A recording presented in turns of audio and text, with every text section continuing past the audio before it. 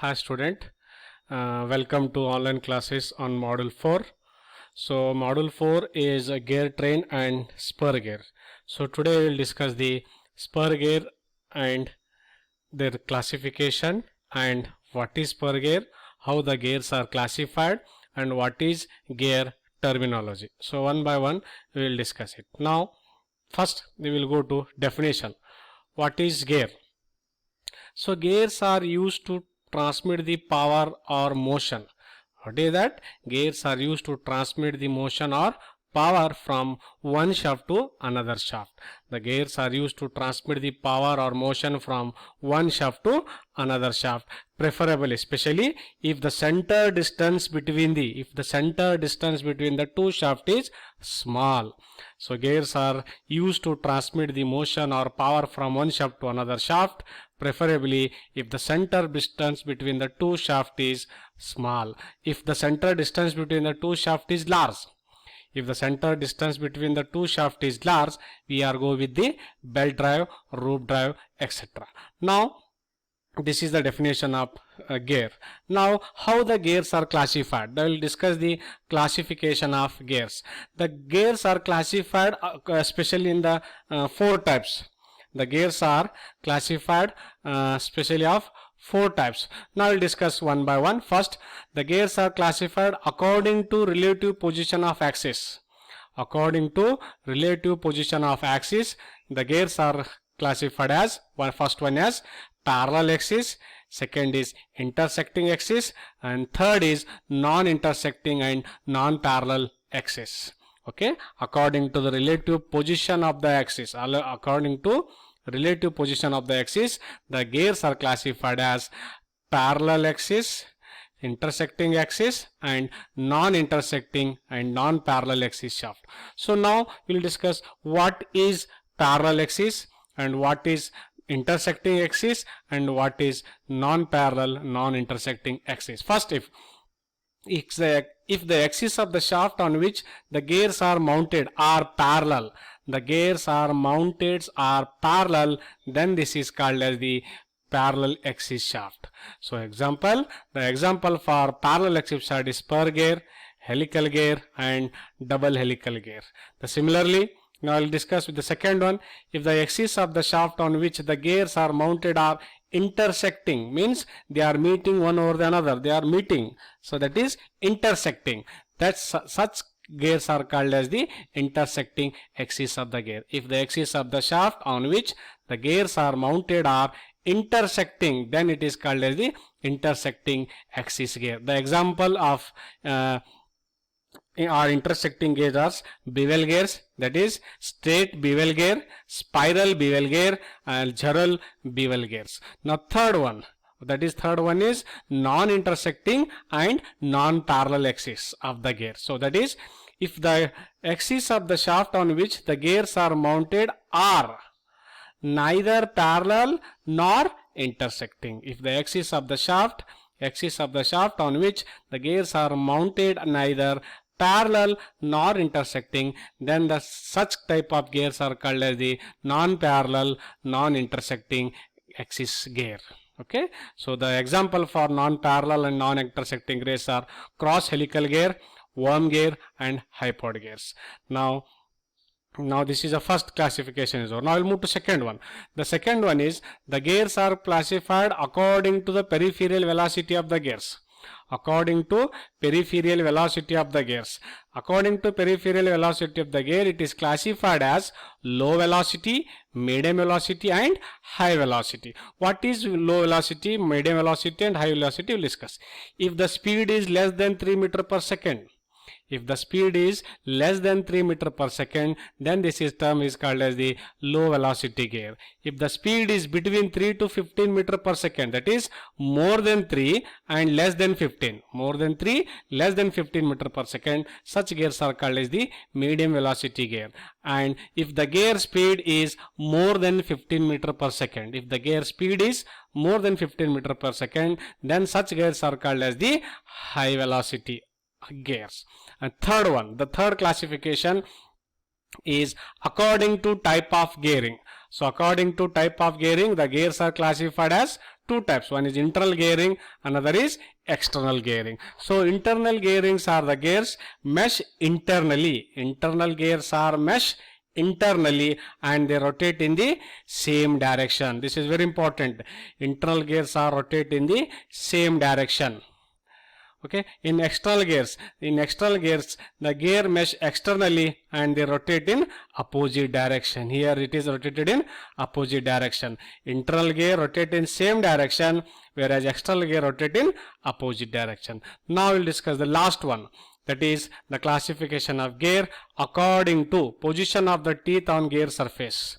Position of the teeth on the gear surface. So it is classified as three types again: straight gear, inclined gear and curved gear. That is straight teeth gear, inclined teeth gear, curved teeth gear. So straight teeth gear example is spur gear, inclined teeth gear example is helical gear, and curved teeth gear is the spiral gear. So these are the four different types of classification. So that is, first one is according to relative position of the axis. Second one is according to peripheral velocity of the axis, and third one is according to type of gear, and fourth is according to position of the teeth on the gear surface. Okay, so this is the classification. Now we'll move to the another bit of this spur gear, that is gear terminology. So gear terminology we'll discuss. So this is the picture of or image of a gear. So here we have so many different types or different parts of gears. Now we'll discuss one by one. Okay, first one we'll go with what is addendum. So addendum, what is addendum? Here is addendum and dedendum, top land, circular pitch, clearance, attitude, addendum circle, dedendum circle, face, flank. Okay, now first, what is addendum circle? It is the radial height of the tooth above the pitch circle. It is radial height of the tooth above the pitch circle is known as the addendum circle. So this is, that is radial height of the tooth. So above the pitch circle, from this to this, radial height of the tooth above the pitch circle is called as the addendum circle. Now second definition, that is second terminology, dedendum.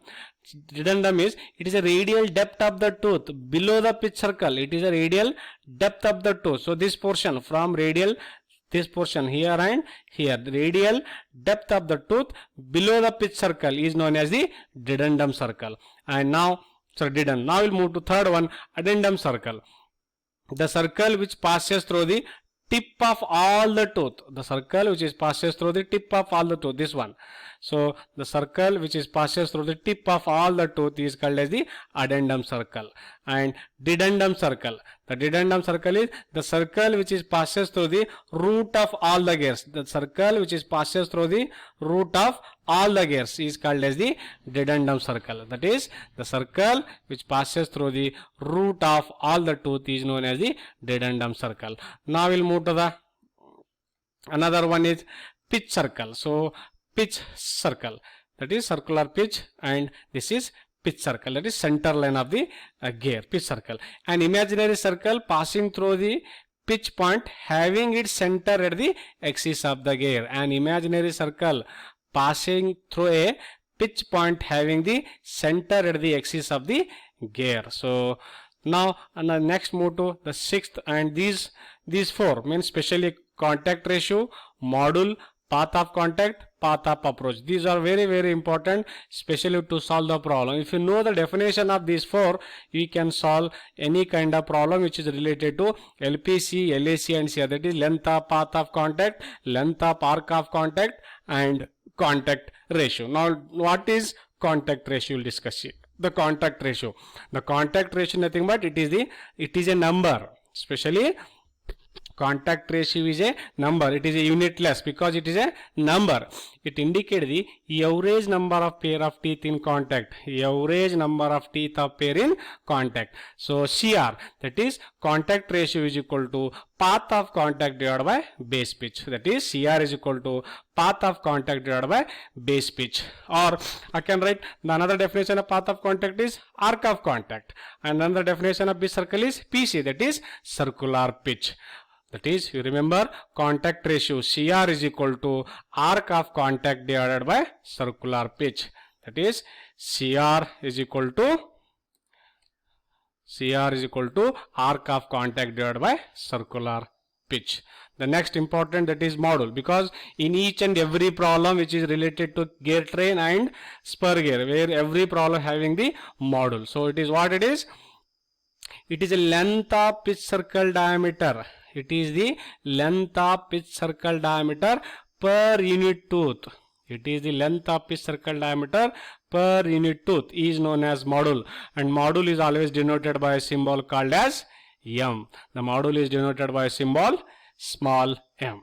Then another important, that is path of contact.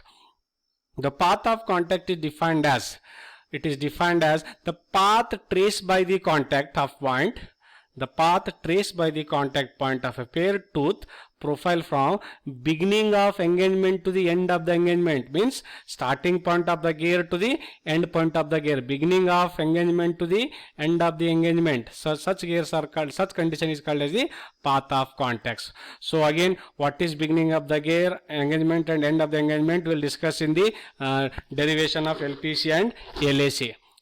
That is length of path of contact and length of arc of contact. So this is very important.